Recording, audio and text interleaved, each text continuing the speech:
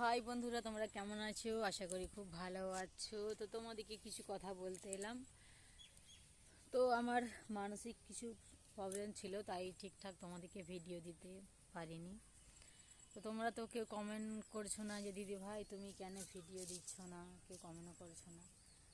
তো আমার ফ্যামিলি, আমার ইউটিউব ফ্যামিলি, তোমাদেরকে এটাই বলতে চাই, তোমাদের কাছে কিছু পাওয়ার আশায় আমি এসেছিলাম ইউটিউবে।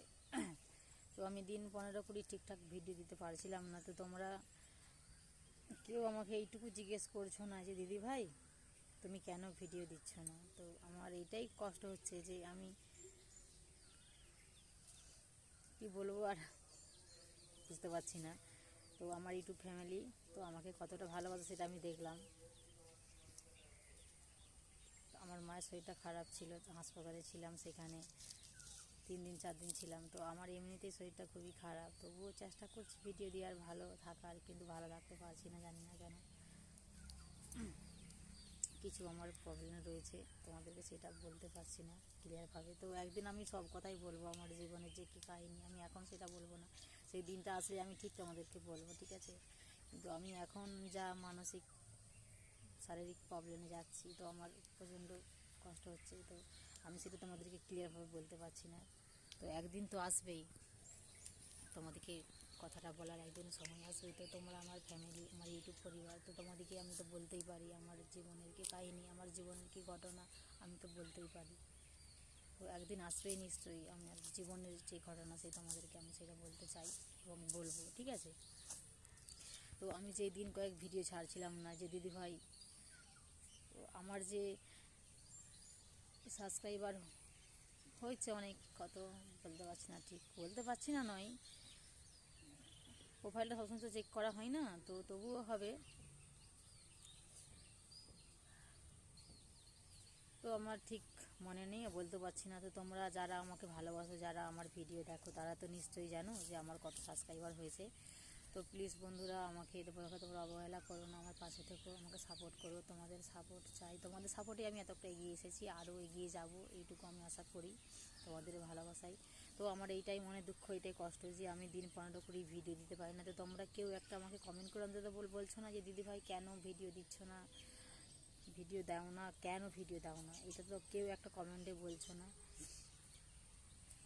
তো আমার 10টা সাবস্ক্রাইবার কমে গেছে, আমি ভিডিও দিতে পারছিলাম না বলে। তো আমি এটা তোমাদের কাছ থেকে আশা কোনোদিনই করি না যে আমার এরকম সাবস্ক্রাইবার কমে যাবে। তো প্লিজ বন্ধুরা সাপোর্ট করো, পাশে দেখো, ভালোবাসা দিও, তোমাদের সাপোর্টের আমার অনেক দরকার, অনেক অনেক। তো ইউটিউব এসেছিলাম কিছু করে দেখানোর জন্য, তো আমি তো মানে যেই জায়গায় ছিলাম সেই জায়গাতেই রয়ে গেছি। তো আমার চ্যানেলটা হয়ে গেল 2020 সালে খুলেছিলাম, আর এখন চলছে 2025। তো প্লিজ বন্ধুরা আমাকে সাপোর্ট করো, তোমাদের সাপোর্টের আমার খুবই প্রয়োজন। তো আমি খুবই, আমার পরিবার, আমি খুবই গরিব। আমার পরিবারে তোমরা তো দেখেছো, আমার বাড়ি ঘর দুয়ার তো দেখেছো যে আমি কীরকম, আমার অবস্থা ভালো, আমি মিথ্যে কথা বলছি না, সত্যি কথা বলছি। তো এসেছিলাম ইউটিউবে কিছু করে দেখানোর জন্য। তো আমি যেই জায়গায় ছিলাম আমি সেই জায়গায় রয়ে গেছি, কিছুই করতে পারছি না।